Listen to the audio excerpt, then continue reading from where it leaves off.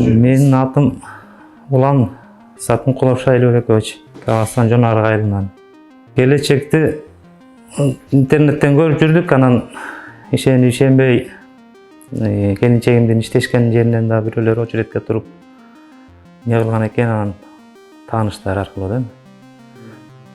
Ошол келип консультация алдык, ишендик, ошондо ишенип. Анан сразу эле менин суммасын төлөп, жанагы 25%-ин тигуларын төлөп 22 февралда очередке туруп кеткенбиз. Келишимди 1.700.000 жазылганбыз. 1.700.000 сомго. Анан 4% жанагы 25% менен ошо 492.000 төккөнбүз. 10.000 колго тийди. Бүгүн оформить этип бүтүрүштү баарын. Документти колго. 12.000 кошкондо 12.623тен. Кошумча коштук 400.000, 412.000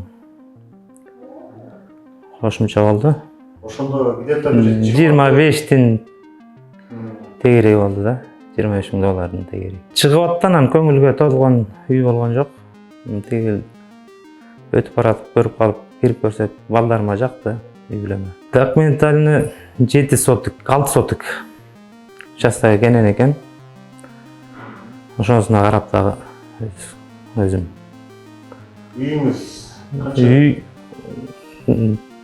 4 комнат, 5 комнатта койсо да болот. Чоң эле там. Ошол кичине убакытты кармап койду үй тандоо. Бири жагат, бири жакпайт. Ойлонуп көрөлү деп отуруп. Убакытты бир 2 жума, 3 жумадай болуп кетти. 100% чындык. Өзүбүзгө оформить этип берди. Бүгүн сатуучунун ээрчитип барып, ошол жерден эле оформить этип беришти. Бир 2 саат, 3 саатка жетип деген убакыт кетти. Акчаны тышыр эле оформить эткенден келип банктан алып берди. Сатуучу сомнение болуп? Жок, эчтеке болгон жок. Бираз эми чочуркадан. Бирок ойдо болбой болду баары. Бул компанияга 100% ишенсе болот. Минус жагын мен көргөн деле жокмун, минус жагы эч.